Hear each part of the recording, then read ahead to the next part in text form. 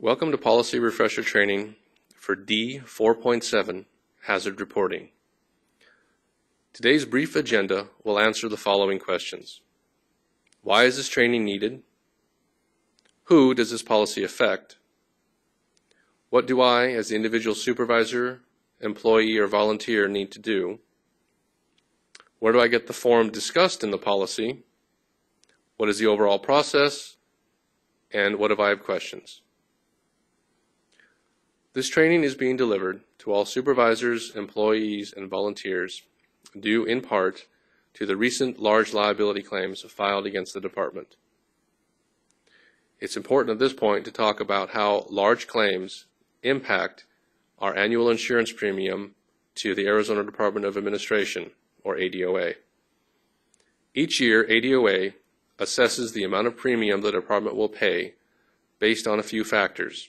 They include full-time employees, the amount of equipment we have to include trucks, trailers, aircraft, etc., and our loss history. That loss history is really the only thing we can affect as employees.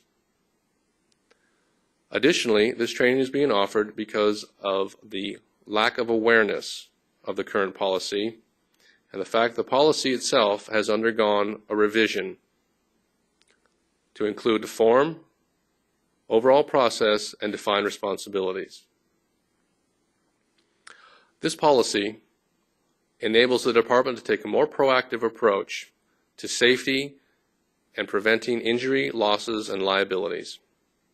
It empowers everyone, supervisors, employees, and volunteers who perform work for the department to be a safety officer. This policy affects everyone. And safety is everyone's concern. Yes, it's a cliche, one you've heard many times, but safety is no accident. Safety takes a very diligent effort on everyone's part to be a successful program in any organization. You as the individual need to do the following things. Take ownership of safety, not just of yourself, but of others. Be alert and be prepared to stop all work immediately on any job or project you feel is unsafe. The standard for an unsafe condition is if you feel an unsafe condition or hazard exists, then it does, and it needs to be addressed. Report the concern to your supervisor right away. Employees and volunteers need to complete Part 1 of the Hazard Report, Form 59, or if you don't have the form, please make detailed handwritten notes. Include the scope of work, equipment used, and include any supporting documentation, such as sketches or photographs. Submit this information to your supervisor or site supervisor within 24 hours of identifying the hazard. Supervisors need to do the following. Review any hazard reports or notes received about a hazard.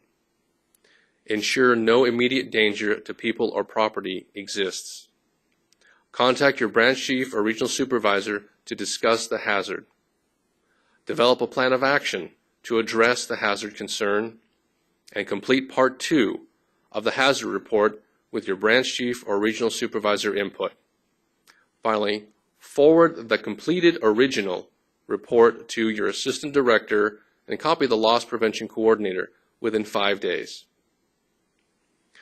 The form is available from a few different sources.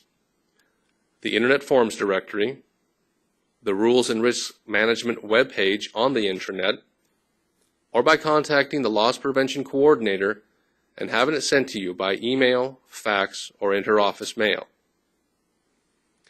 The process was designed to be as simple as possible. Employees and volunteers have 24 hours to provide the report to their supervisor. Supervisors, upon receipt of the report, need to immediately ensure a safe job site. Contact their branch chief or regional supervisor, develop a plan of action, and forward the original report to their assistant director and the loss prevention coordinator within 5 days. The loss prevention coordinator will immediately review with the Rules and Risk Branch Chief and the Assistant Director in the chain of command any hazard reports received.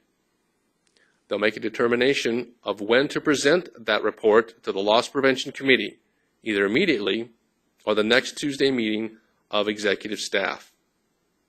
Executive staff will review the report and include such remedies as engineering review.